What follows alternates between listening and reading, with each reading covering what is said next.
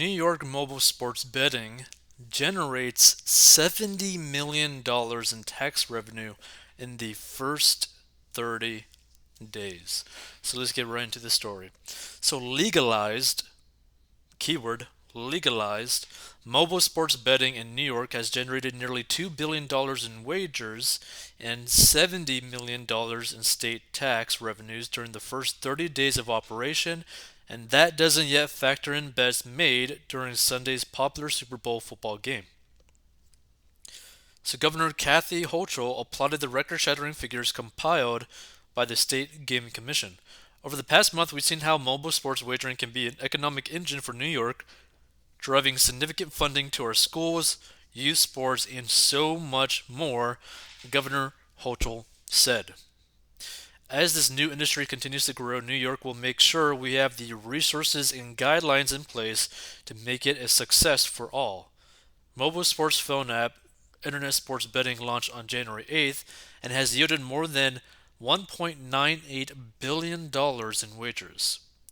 The wagers produced more than $138 million in gross revenues for sports betting operations, and New York imposes a steep 51% tax rate on sport betting revenues, resulting in $70.6 million in tax revenue for state coffers. Under the law, the money is earmarked for education and youth sports programming, property tax relief, and compulsive gambling treatment. Isn't that funny? That they have this high tax for gambling to help with gambling addiction? Seems kind of interesting. So the figures from Sunday's Super Bowl will be included in the weekly mobile sports wagering reports reported to the Gaming Commission on Friday, state officials said. The 7 authorized mobile sports platforms include Caesars, DraftKings, FanDuel, Rush Street Interactive, BetMGM, PointsBet, and Wynn Interactive. More than 1.76 million unique player accounts were utilized for more 187 million transactions since last month's launch, according to GeoComply, a software firm used by sportsbooks that check bets placed geographically in New York State. The law requires that patrons place bets physically within state boundaries. Wagers included more than $600 million in football, over $540 million in basketball, and nearly $80 million in hockey.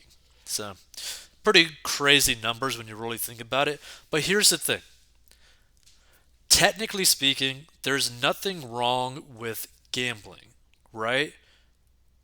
But you should really only gamble with money that you could afford to lose, and if you still have debt, you can't really afford to lose any of that money. So, what we recommend is for anyone who actually wants to have fun gambling to their heart's content, get out of debt, build up an emergency fund, start automatically investing for your retirement, and then with that excess cash that you have, go balls to the wall with your bets if you really want to, because then you don't have to rely on any of that excess cash, right?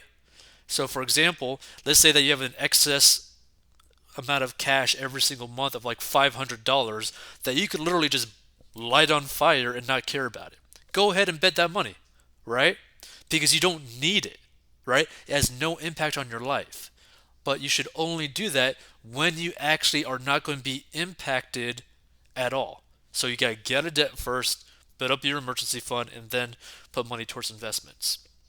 And that's just allows you to have more freedom, right?